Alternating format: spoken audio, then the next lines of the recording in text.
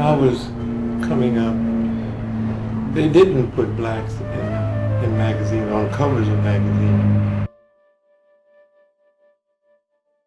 Joe Louis and Chuck Norris and Ron Marchini, they were all on the front of these magazines at one time or another. But not this particular magazine, but Black Belt magazine. But I was never on the cover of Black Belt magazine. Not in the days in which I was fighting. I would see my name in a magazine sometime, but it would just say, Steve Sanders won the international, and that was it. Right. People who are non-black, you could see articles and their pictures, either on the cover or in the book that they had written on. Mr. Parker had a book called Action Karate.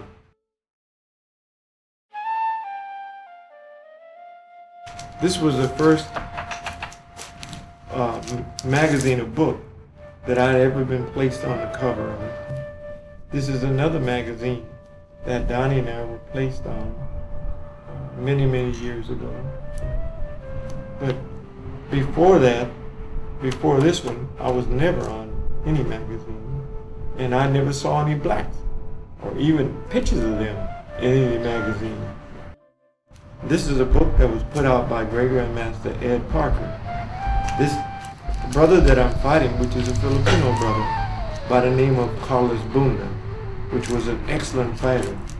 He was always the international champion, and like I said, an excellent fighter, so he was on magazines.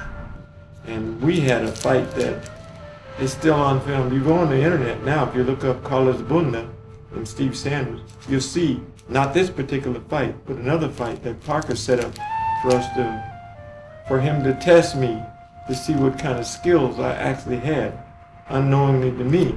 But this guy, in fighting him for that test, he was the champion at the time. I was a newly made black belt for about 2 weeks, and I fought him. And it's on the internet, even though it was pulled off of one of those 8mm ones that go like it was pulled off. It's still pretty good. You can still see it. It gives me great pleasure to introduce Mr. Carlos Bunda and Mr. Steve Sanders. He interviews Carlos Bunda, who was the international champion, lightweight champion at the time, and he interviews Steve Sanders, who became the lightweight champion of everything later on. Mr. Sanders, you've been competing for how many years? For about 3 years. About 3 years. Now, could you tell us some of the titles that you've won? I won international lightweight. I won San Francisco state tournament at lightweight, and Yuma, Arizona as a brown belt, and numerous times as a white belt. This was on videotape, and in those days it was reel to reel. There were no cassettes. This wasn't film. This was video, and it was recorded on the first home video unit put out. It was put out by Sony and was called a CD2000. Kumite, which is a freestyle fighting, is one of the most exciting and exacting endeavors in competitive sports. It was reel to reel, and a reel cost like $50. I mean, in today's money, that's like $300 or more. I mean, it was a lot of money. And this stuff was stuck away in a drawer of mine for, years and years. And Tom Bleecker married Linda Lee, Bruce's widow, and he mentioned an old video recorder that Bruce had that he used to use all the time. And I said, wait a minute. I said, this isn't a reel-to-reel, is it? And he said, yeah, it is. I said, oh, my God.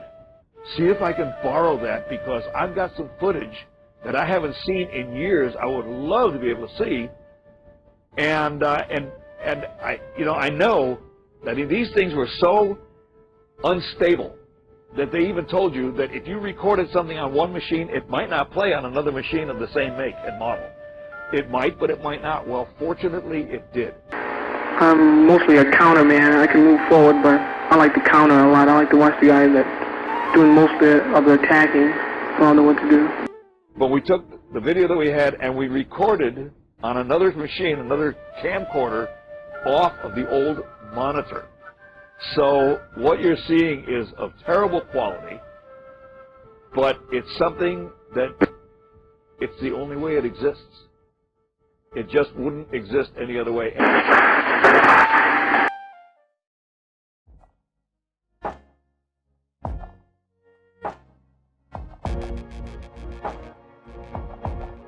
Now, the rest of the world got their martial science. We came from China. But if you look at it, it originated in Africa.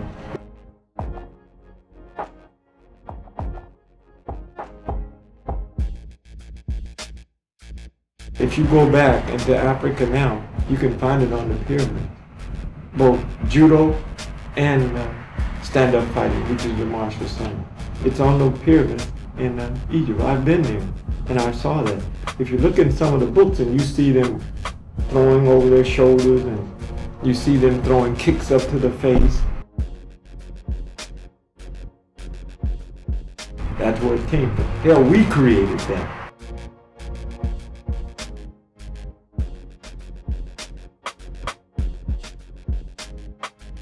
But no art is supposed to stay the same, because if it stays the same, it's a dead art. The martial science is a living art. It is supposed to grow. And without that growth, it is a dead art. Some people say, I teach the art that my teacher taught. So do I.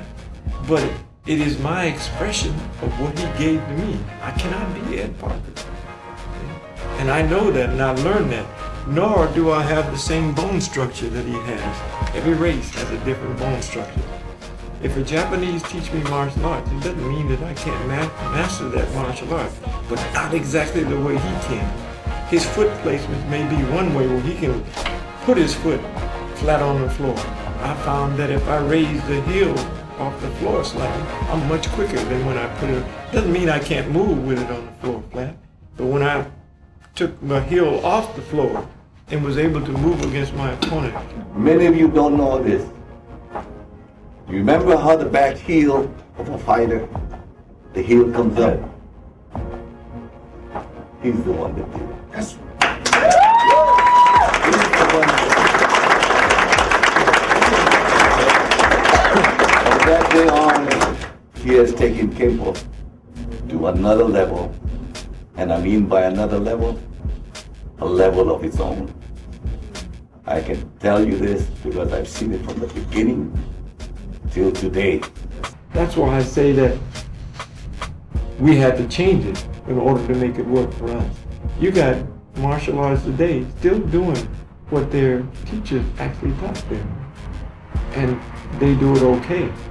But they never become great. The ones that became great, like Victor and La Puppet and all, they changed it. And in order to become great, you have to do something with it, because the art that they gave to me under Parker, which is my base of foundation, I won't let that go, because that was my foundation for learning how to fight. But in order for me to become a fighter, I had to change the base. I had to change different types of movements. I had to start putting me, us, into those movements. So I started shifting in movement and throwing quick things like you would do as a boxer. Because my art, the arts that I've learned, is Kempo, Wing Chun, Tai Chi. I use all of them.